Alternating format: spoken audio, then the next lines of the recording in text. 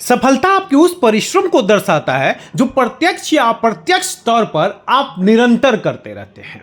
CBSE का परीक्षा परिणाम आना कोई नई बात नहीं है। सीबीएसई हर साल अपने परीक्षा परिणाम को घोषित करता है, लेकिन इस परीक्षा परिणाम में कौन से विद्यालय के किस विद्यार्थी ने कितना प्राप्तांक प्राप्त किया है, ये नई बात जरूर है। और किन किन विद्यार्थियों ने किन किन विषयों में शतकवीर की उपाधि हासिल की है, ये भी नई बात है। और कौन से विद्यार्थी का सपना क्या है, ये भी नई बात है। सपनों की उड़ान पर बैठकर जब विद्यार्थी अपने परीक्षाओं में शामिल होते हैं, उसके बाद अपनी प्रतिभा का परिचय देते हुए उनके प्राप्तांक सामने आते हैं, तो विद्यालय का सीना गर्व से चौड़ा हो जाता है। कुछ ऐसा ही आलम है नजफगढ़ विधानसभा स्थित Mata Nand Kaur public senior secondary school का। यह विद्यालय पिछले कई सालों से लगातार नजफगढ़ विधानसभा में कुछ ऐसे अपनी प्रतिभाओं का परिचय दे रहा है कि वो प्रतिभा का दूसरा उदाहरण बनता जा रहा है।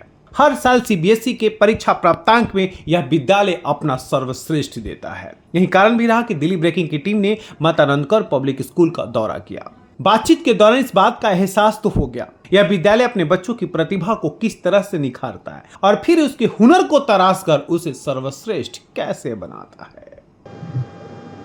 हर साल की तरह से हमारे स्कूल का जो सीबीएसई का रिजल्ट है, चाहे वो 12th हो चाहे वो 10th हो, हमारा रिजल्ट बहुत अच्छा आया है।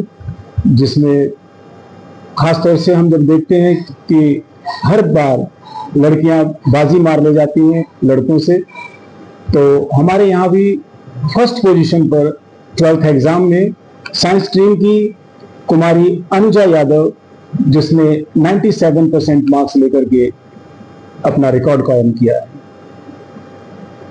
इसके अलावा सेकंड पोजीशन पर कुमारी हिमानी, जिसने 96% मार्क्स लिए, और थर्ड पोजीशन पर आरव सिंह और महक वर्मा, ये साइंस स्ट्रीम में 95.6% मार्क्स लेकर के दोनों बच्चे थर्ड पोजीशन पर रहे। इसी तरह से आर्ट्स स्ट्रीम में भी जिसमें रिद्धि कुमारी रिद्धि ने 94.2 मार्क्स लेकर के आर्ट्स स्ट्रीम में अपना फर्स्ट पोजीशन लेकर के अपना परचम लहराया है। सेकंड पोजीशन पर लक्षिता, जिसने 93.4% मार्क्स लेकर के सेकंड पोजीशन हासिल की, और इसी तरह से जतिन डागर ने 91.2% मार्क्स लेकर के थर्ड पोजीशन हासिल की है। इसी के साथ से बहुत सारे बच्चे काफी अच्छे मार्क्स लेकर के, और इसी तरह से अगर हम 10th क्लास में देखें तो 10th क्लास में भी कुमारी भारती, जिसने 93.6% मार्क्स लेकर के फर्स्ट पोजीशन हासिल की है। और सेकंड पोजीशन पर दो बच्चे रहे, जिसमें देव राठौर और कुमारी भूमि गुलिया, जिसने 93% मार्क्स लेकर के सेकंड पोजीशन हासिल की है। और थर्ड पोजीशन पर कुमारी गरिमा, जिसने 92% मार्क्स हासिल किए। इस विद्यालय में कई ऐसे विद्यार्थी हैं जिनके प्राप्तांक सबके लिए आश्चर्यचकित कर देने वाले। Good morning, I am Dev Rathore. I scored 93% in my 10th CBSE board. Well, what advice you would like to give to your juniors? I will advise them not to take shortcut, to substitute hard work, and for getting great marks, they need to work on their weak points and clear all their concepts. All right. What was your motive for studying hard?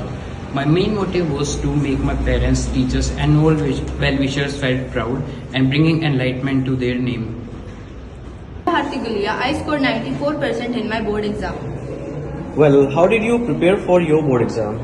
To prepare effectively for class 10 board exam, I started by understanding the syllabus and exam pattern. Then I created a realistic study schedule and also focus on my weak subjects and also regularly practice with sample papers and PYQ. Scored 89% in 10th board exam.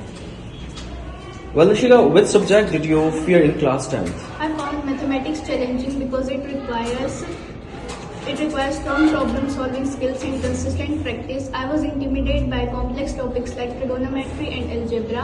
I put in some extra efforts in daily question solving practice, clearing my doubts, This experience taught me that right mindset and consistent practice, any fear can be overcome. Thank you. And I scored 93% in my class 10 board exams. Well, Bhumi, what is your immediate goal after completing class 10? My immediate goal after completing class 10 is to pursue science stream and a focus on physics, chemistry and math, as this part directly aligns to my aspiration to become an engineer. Well, what was your overall experience at your school? My overall experience at my school was enriching and transformative. It was not just a place for academic learning, but also I developed my sense of discipline and purpose there. अनुशासन बेहद कठिन शब्द है और इसका पालन करना उससे भी कठिन है, और इसी अनुशासन की जो अनुसरण कर लेता है वही उपलब्धियों को हासिल करने लगता है। माता नंदकौर अनुशासन की श्रेणी में सबसे पहले आता है और विद्यार्थियों के अनुशासन का अनुसरण ही है कि वो हर साल बेहतरीन परीक्षा परिणाम लगातार देता रहा है। दिल्ली ब्रेकिंग के लिए अनुज मिश्रा की रिपोर्ट।